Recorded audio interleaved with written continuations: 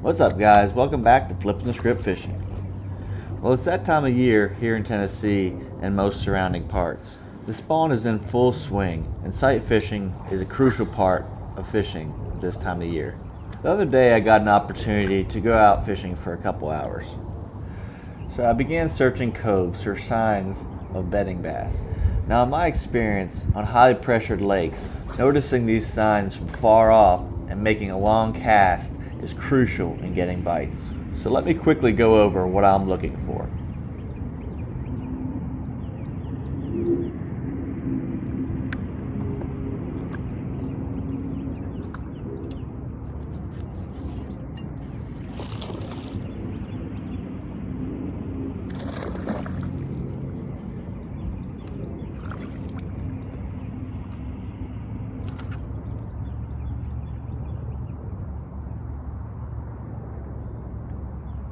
Here we go.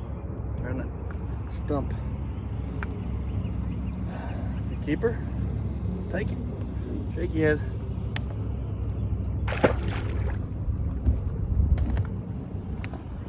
Alright. First off, polarized sunglasses are a must in this situation. So you can see those subtle differences far off and make that long cast and hopefully get that bite. Because if those fish see you before you see them, they're likely not going to get a bite.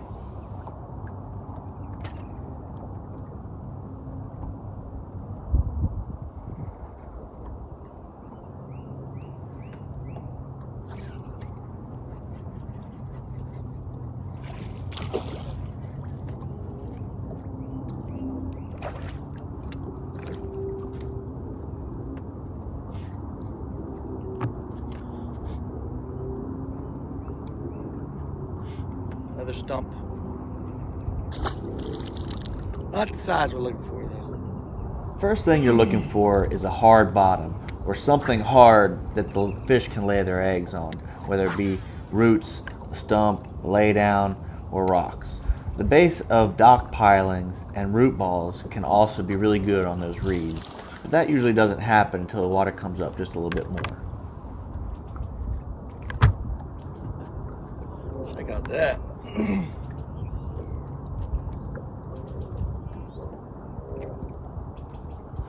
warmouth, I guess.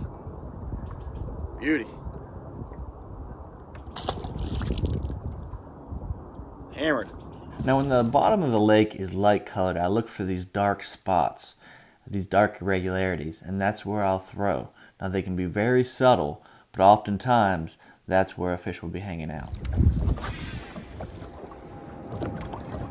On a side note, while I'm venturing into or out from a spawning cove, I like to throw crankbait, a square bill, a spinnerbait, or a chatterbait, something that can cover water, and sometimes I'll get a bonus catch here and there.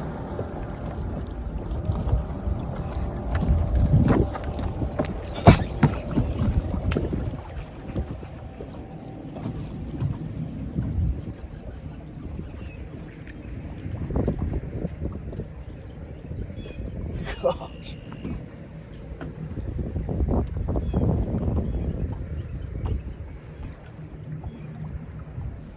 Golly bump.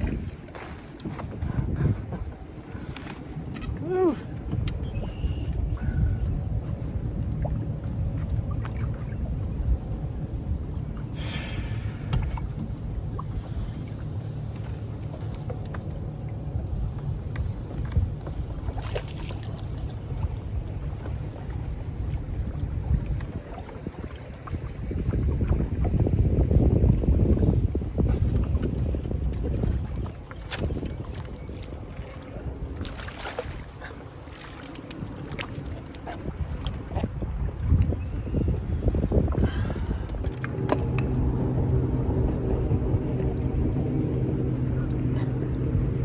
You know I'm gonna get me one. Every single time.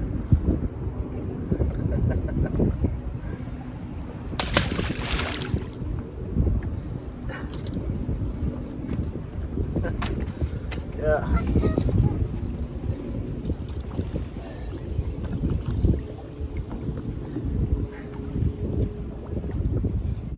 That thing hit it and just took off. That was crazy. Now conversely, when I'm fishing a cove that has a darker bottom, whether it be from grass or just depth, I'm looking for light spots and light irregularities that could be irregularity in the grass. This usually designates a polished off spot on the bottom, bald spot in the grass, or a polished off rock or boulder.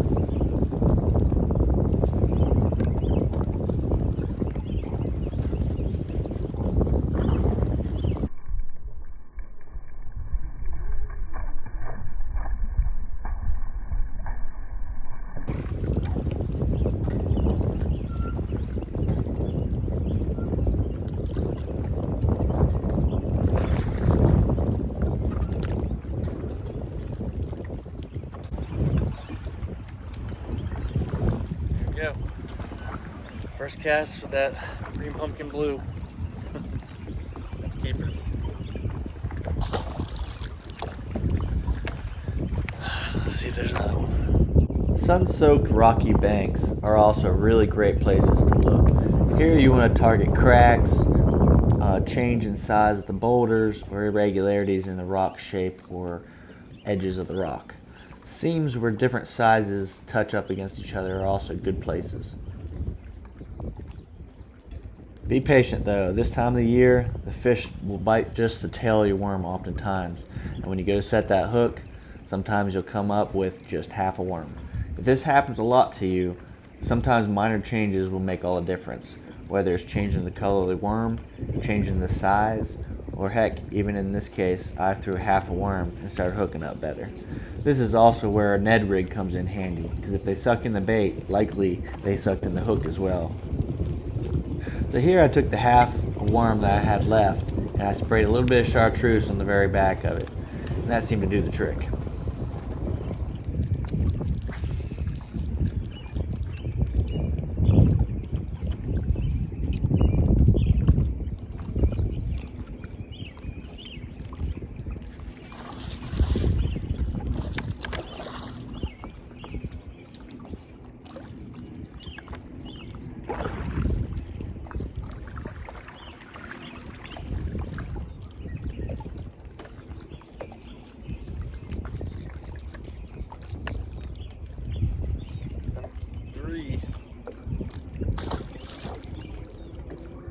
Definitely in here.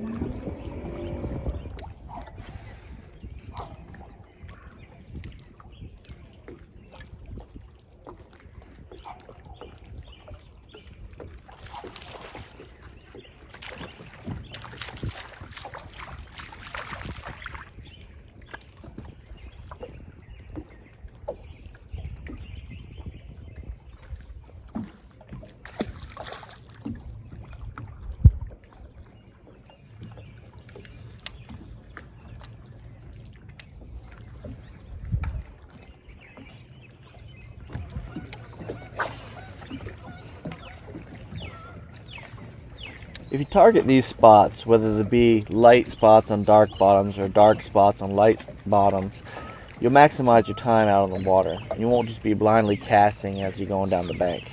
Eventually, one of the two will show itself to be more productive, and then you can go into a cove and know right away whether or not you're going to catch fish or not.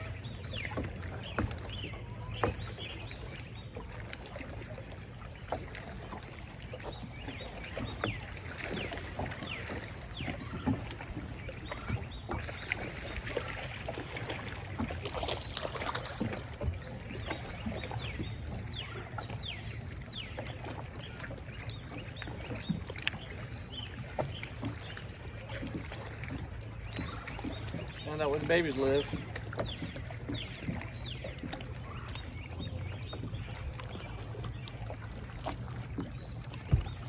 Now, even though I didn't set the world on fire today with these fish catches, these are obvious places to search, and likely you can have some success. Because any one of these casts could have come up with a big fish. Just remember, if you have a light bottom, look for those dark spots and irregularities. If you have a dark bottom, look for those light spots and irregularities. Make as long and as accurate a cast as you can, just past the target, and drag your bait to the target. And oftentimes those fish will pick it up immediately. If you do this several times without any success, feel free to go up there shallow and check out the targets you've been throwing to. Oftentimes, if there's a fish there, you'll get a chance to see it, and then you know whether or not to change your bait, change your tactic. Well, I hope these tips help you out, and I hope you can catch a couple more fish this spawning season. I've had really good success doing this, but remember, if you catch a fish at this time of year, release it so it can go back to that bed and create more fish for the future. If these tips help you out at all, please hit like and subscribe. Until next time, tight lines. That thing hit it and just took off.